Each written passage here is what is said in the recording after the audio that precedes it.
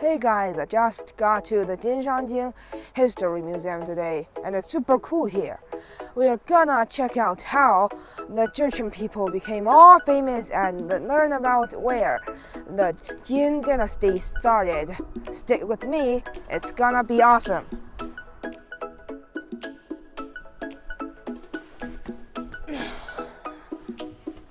Heavy door.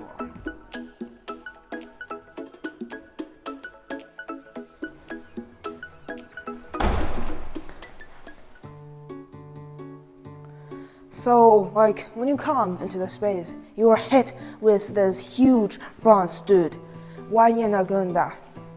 He's got this boss look. They say, when he was born, stuff got wild, like boiling rivers, birds fly out.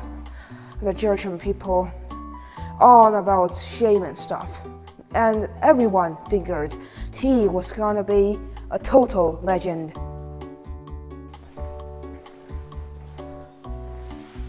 They are all wood carvings. Pretty cool, right?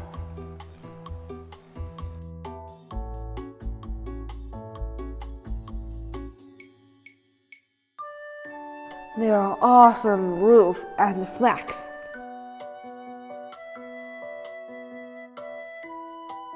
So there's this old saying, right? It goes like if the Jurchen warriors got more than 10,000 people, they would be unbeatable. At the start of the Jin Dynasty, Yuan popped it up with 20,000 troops and just totally squashed the Liao Dynasty, which had like 700,000 soldiers. It's crazy. And in the museum, there are all these weapons from the Jurchen people and stuff about hunting, fishing, and how they lived. Seeing all that made me realize how the Jurchen in the freezing cold mountains up north kept their tough spirit alive for so long. Being super tough and awesome at fighting is like their characteristics. The most interesting part here is this copper dragon statue sitting down. It's said to be one of the earliest dragon arts from modern times. Ever wonder why this dragon is sitting? Well, the Jurchen people, who were a hunting tribe, always brought their dogs with them on hunting trips. So dogs were like their most loyal buddies.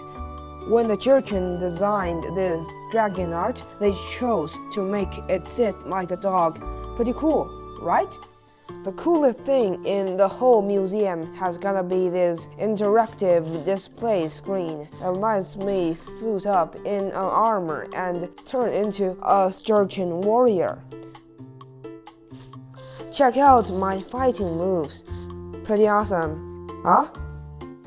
Apart from the founder of the Jin Dynasty, Yuan, the ruler that really stuck with me is Yuan, Jin, Little Yao and Shun in the history books, which is kind of like saying he was super wise and good. He first put a stop to wars and focused on growing crops and keeping things chill and orderly. Under his rule, Jin Dynasty was all peaceful with the neighbors. Everything in the country was stable, and the people were living a good life. But at the same time, Jin was always kind of worried. He was really concerned that the Jurchen people would get lazy and soft, losing their fighting spirit. He was also big on being simple and not into fancy stuff.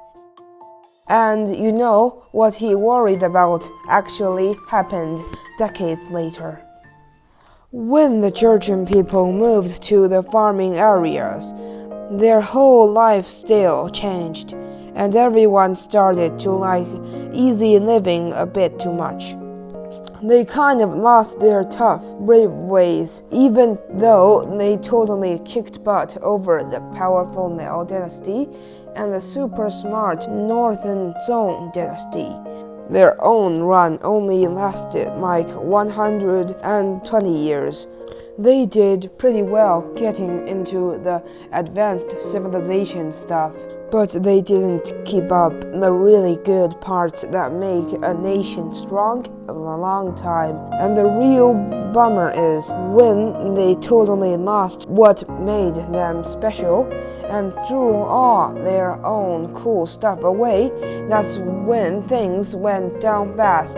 That's kind of the fate history had for the Jin Dynasty.